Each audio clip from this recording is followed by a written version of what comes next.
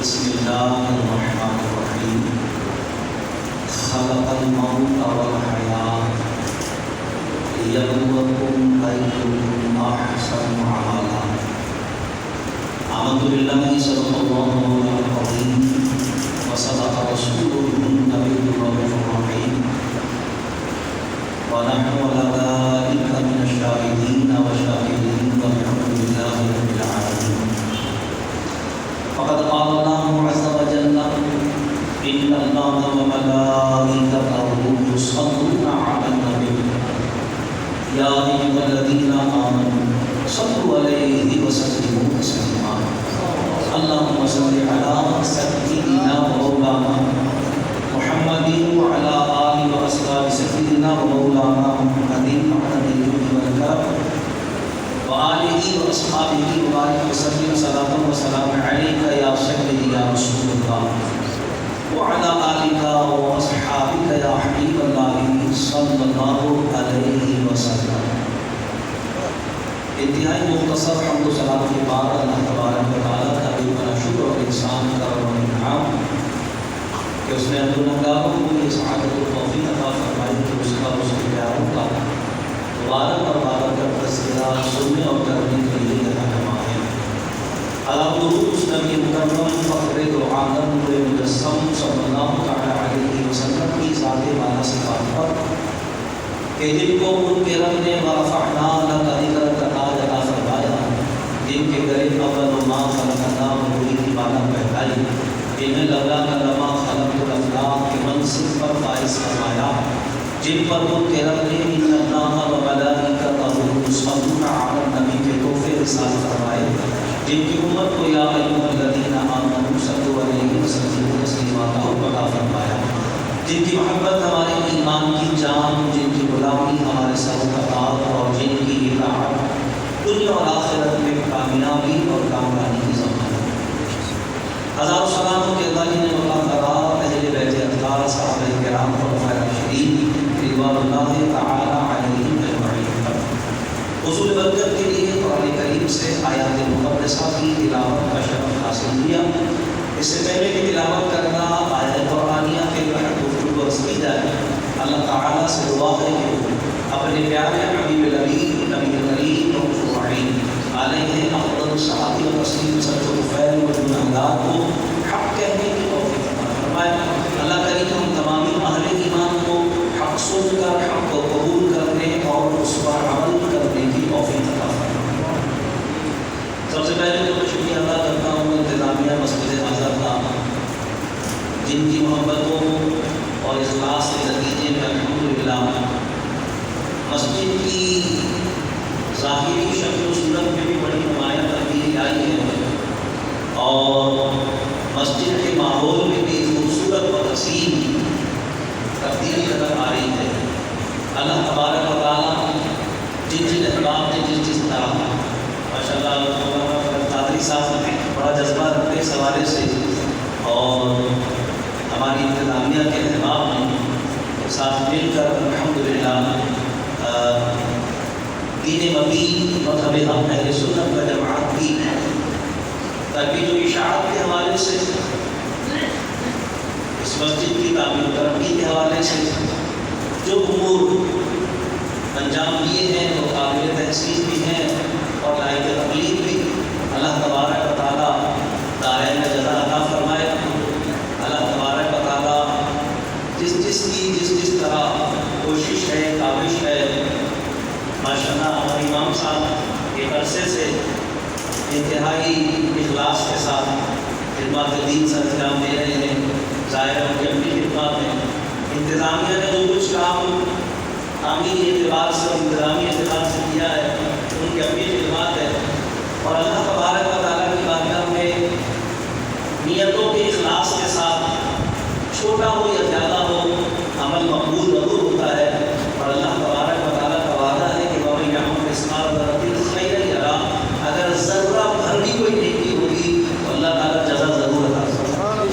میں دعا کرتا ہوں اللہ تبارک و تعالیٰ مسجد کے امیر کو، مسجد کی انتظامیہ کو، مسجد کے معاونین کو اور مسجد کے مقتدیوں کو سب کو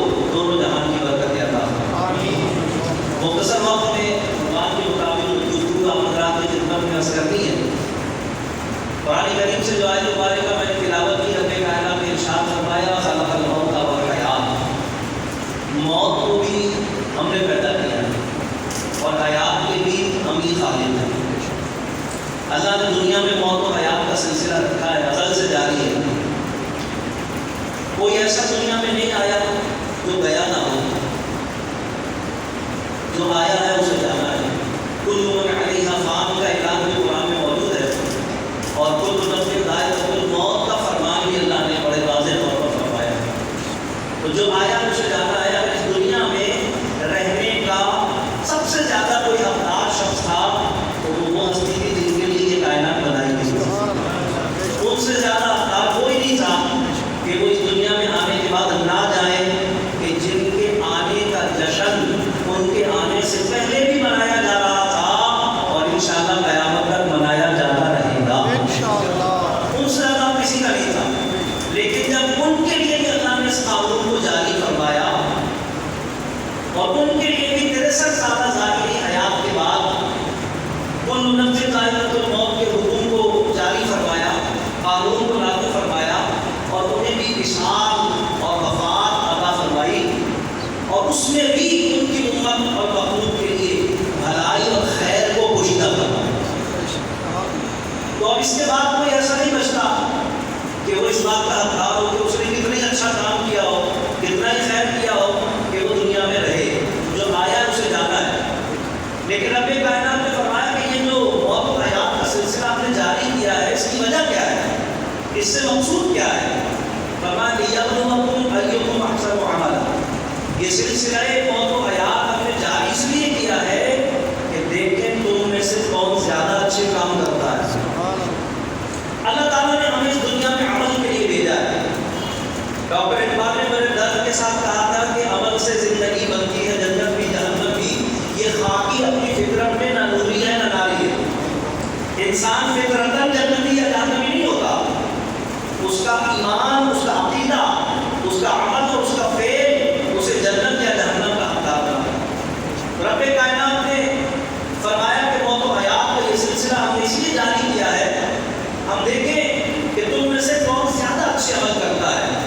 تو دنیا میں بے شمار لوگ آئے اور گئے، اور اللہ تبارک و تعالیٰ نے بعض لوگوں کو ایسی زندگی عطا فرمائی کہ انہوں نے صرف زندگی کی بہترین نہیں گزاری بلکہ ان کا جینا بھی بہترین ہوا اور ان کا مرنا بھی بہترین ہوا۔ ان کی زندگی بھی لوگوں کے لیے مثال بنی اور ان کا انتقال، ان کی وفات، ان کا انتقال کر جانا بھی لوگوں کے لیے مثال بن گیا۔ زندگی ہو تو ایسی ہو اور موت ہو تو ایسی ہو۔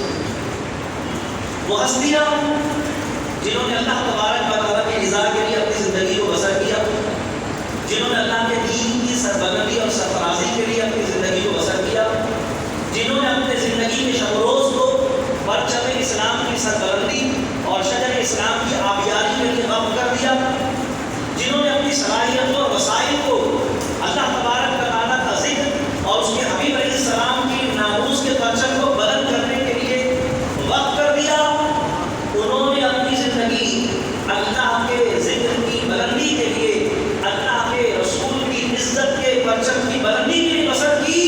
دنیا سے جانے کے بعد اللہ نے ان کے ذکر اور عزت کو بھی بلند کر دیا۔ یہ وہ خوش نصیب لوگ ہیں کہ جو دنیا سے چلے بھی جاتے ہیں تو ان کے جانے کے بعد بھی ان کا ذکر دنیا میں ہوتا رہتا ہے۔ ان کے ظاہری انتقال و وصال کے بعد بھی ان کا وہ احترام اور تعظیم جو ان کی زندگی میں تھی وہ باقی اور جاری رہتی ہے۔ انہی چند خوش نصیب ہستیوں میں سے ایک ہستی یہ بھی ہے جن کا گوشت آج ہم منا رہے ہیں۔ سبحان اللہ۔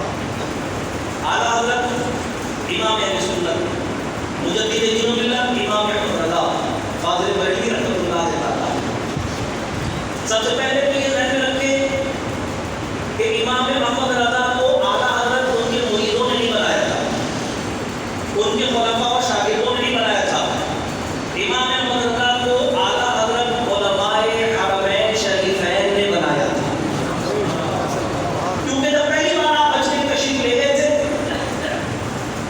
اور آپ کے پیچھے آپ کے متعلق علماء حرمین کو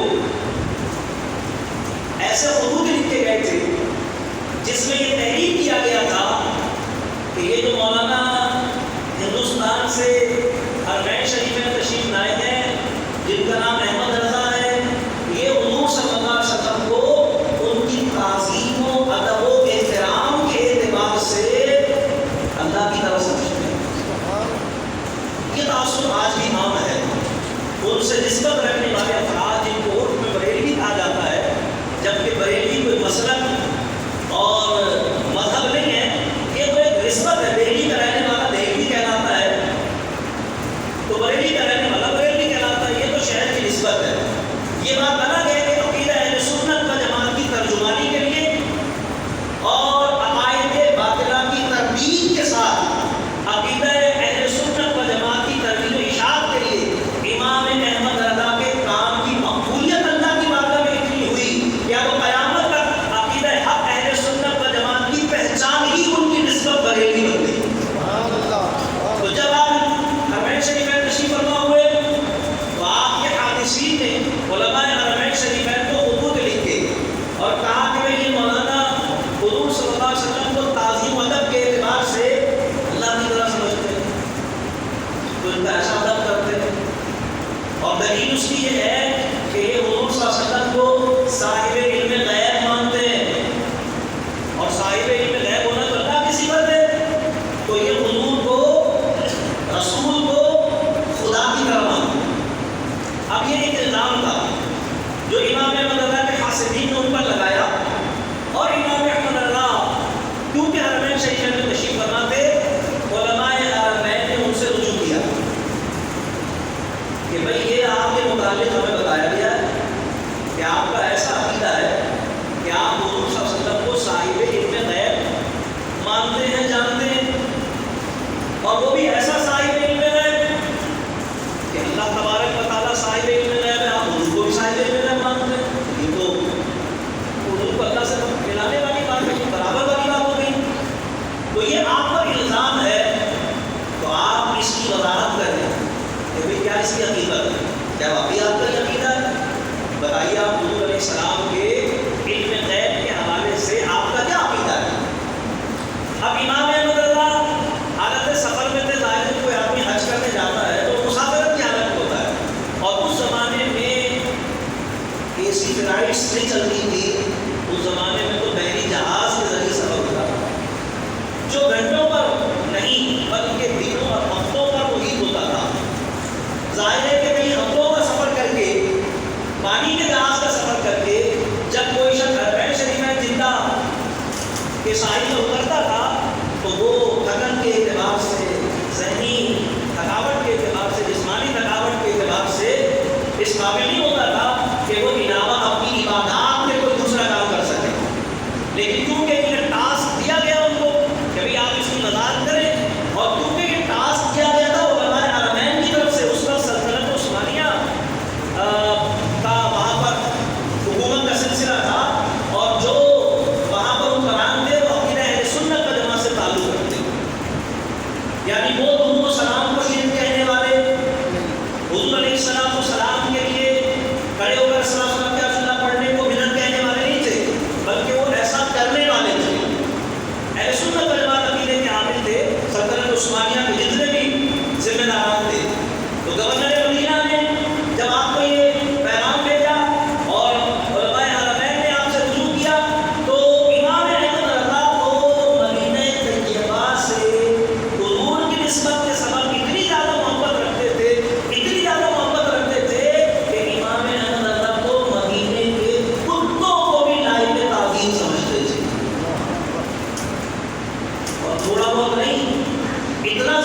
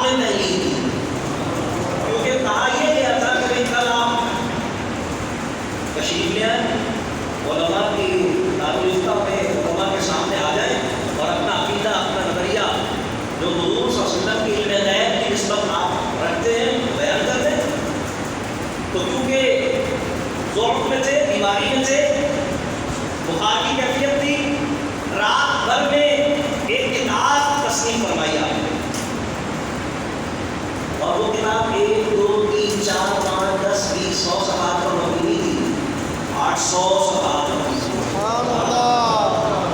ایک رات میں کسی کا 800 صفحات تحریر کر دینا یہ کرامت اس کا کچھ نہیں ہے۔ جب امام احمد اللہ نے اپنا یہ قلمی نسخہ جو ہاتھ سے تحریر کیا تھا، حالت بیماری میں تحریر کیا تھا، علماء حرمین کے سامنے پیش کیا، تو علماء حرمین 3 باتیں دیکھ کر حیران رہ گئے۔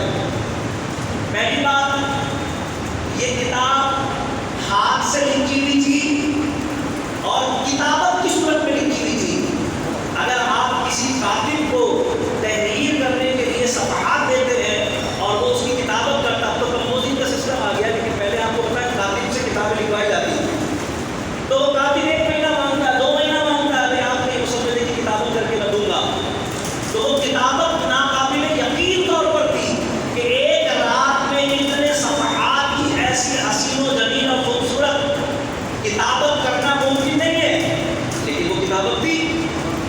دوسری بات، وہ کتاب اردو میں نہیں لکھی گئی تھی کیونکہ علماء حرمین کو پیش کرنی تھی، لہٰذا عربی میں لکھی گئی تھی، اور اس کتاب میں جو عربی تحریر تھی وہ اتنی فصیح و بلیغ تھی کہ علماء حرمین شریفین یہ دیکھ کر دنگ رہ گئے کہ غیر عربی یعنی عجمی عالم دین عربی ادب پر اتنا عبور رکھتا ہے کہ اس نے زبان و بیان کے اعتبار سے عربی کے الفاظ کے ایسے موقع ڈالے ہیں کہ کوئی صاحب زبان بھی عربی میں ایسی حسین تحریر نہیں دی سکتی۔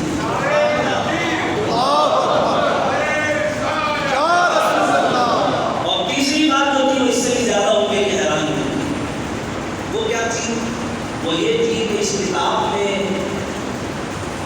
57 آیات مبارکہ، 113 احادیث مقدسہ اور 221 اکابرین اسلام کی کتابوں کے حوالے، ان کے نام، کتاب کا نام، مصنف کا نام، صفحے کا نمبر، سطر کا نمبر اس کتاب میں بطور حوالہ تحریر ہے، جبکہ ان میں سے کوئی کتاب بھی امام احمد اللہ کے پاس موجود نہیں تھی۔ سبحان اللہ۔ یہ ان کی مینٹل میموری کی بات تھی، یہ ان کی ذہانت تھی جس کا انہوں نے اظہار کیا تھا۔ اس میں جب یہ کتاب ان کے سامنے آئی اور اس میں آیات قرآنیہ کی روشنی میں یہ بات واضح ہو گئی کہ امام احمد رضا کا عقیدہ آیات قرآنیہ کے مطابق کہ رب کائنات و مقدار کا من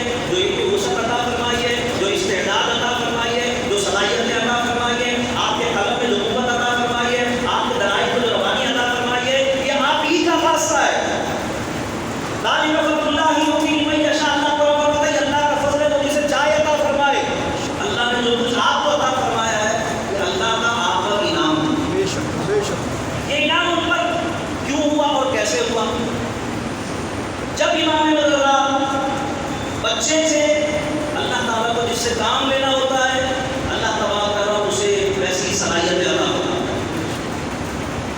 4 سال 4 مہینے کی عمر میں جو رواج تھا اس زمانے میں بچے کی بسم اللہ شریف ہوتی تھی، امام احمد رضا کی بسم اللہ کی تقریر تھی، استاد آپ کو الف با تا سا حروف مفردات کی تفصیل پڑھانے کے لیے بیٹھا ہوا تھا۔ جب استاد نے آپ کو پڑھایا الف با تا سا، آپ پڑھتے چلے گئے بسم اللہ شریف کی تقریر۔ جب پڑھتے پڑھتے استاد نے کہا لام الف، تو آپ نے نہیں پڑھا، اس سے پہلے کہ سارے حروف پڑھ لیے تھے۔ جب استاد نے کہا لام الف، تو آپ نے نہیں پڑھا، استاد کے چہرے کی طرف دیکھ لیا۔ اب 4 سال 4 مہینے کا بچہ ہے، امیجن کیجیے، تصور کیجیے، وہ استاد کے چہرے کی طرف دیکھ رہا ہے، پڑھ نہیں رہا۔ استاد نے پوچھا بیٹے پڑھتے کیوں نہیں؟ کہا یہ تخفیف تو مفردات کی ہے، ہر خانے میں ایک حرف اکیلا لکھا ہوا ہے، اس میں یہ مرکب یعنی 2 حرف ایک خانے میں کیسے لکھے ہیں؟ یہ سوال کوئی بچہ پوچھ سکتا ہے جس کو اللہ نے اپنی بارگاہ سے علم لدنی عطا فرمایا، ورنہ 4 سال 4 مہینے کا بچہ استاد سے یہ سوال پوچھنے کی صلاحیت نہیں رکھتا۔ اب استاد بھی تو الگ رکھ کے تھے نا، انہوں نے سمجھایا، انہوں نے کہا بیٹے بات یہ ہے کہ جو لام الف میں نے آپ کو پڑھایا ہے نا، اس میں جو الف میں نے آپ کو پڑھایا ہے، آپ کہہ رہے ہیں میں دوبارہ پڑھ رہا ہوں، تو یہ دوبارہ نہیں پڑھ رہا ہے، وہ جو پہلے آپ کو الف پڑھایا تھا وہ در حقیقت حمزہ تھا، وہ در حقیقت حمزہ تھا، یہ ہے الف۔ اور اس کی مجبوری یہ ہے کہ اس کو تنہا نہیں پڑھا جا سکتا، اس کو کسی حرف کے ساتھ ملا کر پڑھنا ہوتا ہے، اس لیے اس کو لام کے ساتھ ملا کر لکھا گیا لام الف۔ استاد سمجھے کہ میں نے بچے کو مطمئن کر دیا ہے، لیکن استاد کو بھی معلوم نہیں تھا کہ یہ بچہ آگے چل کر امام اہل سنت کرنے والا ہے۔ سبحان اللہ۔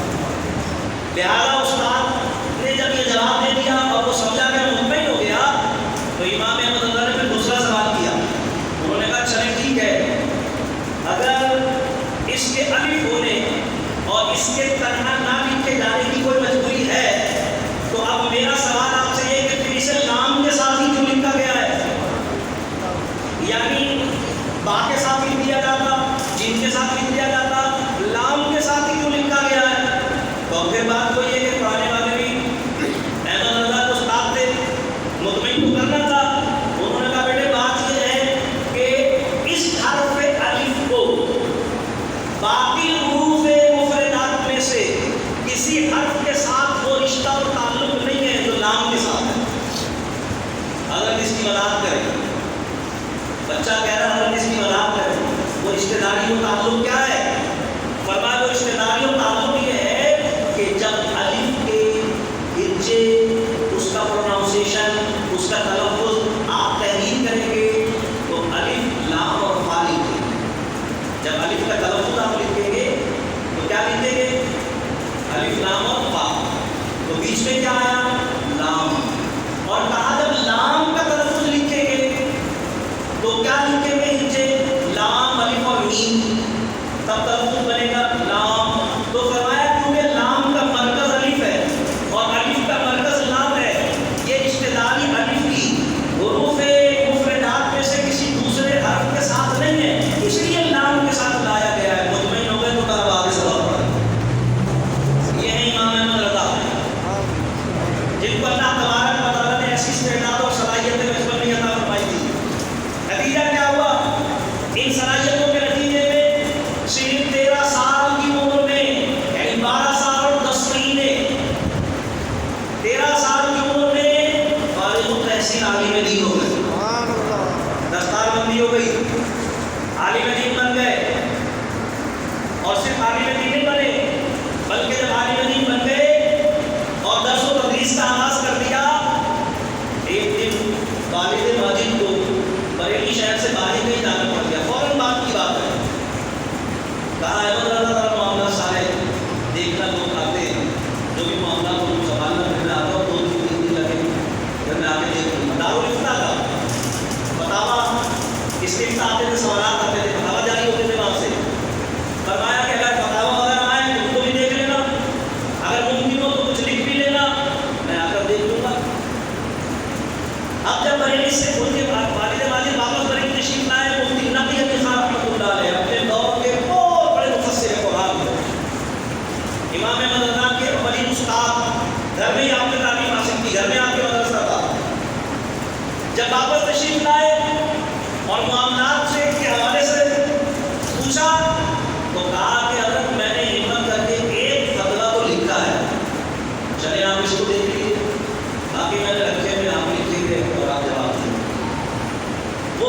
سوال کیا تھا اس میں؟ یہ پہلا فتویٰ دیا حضرت نے 14 سال عمر پوری نہیں تھی، خود فرماتے ہیں 1 مہینہ کم تھا 14 سال.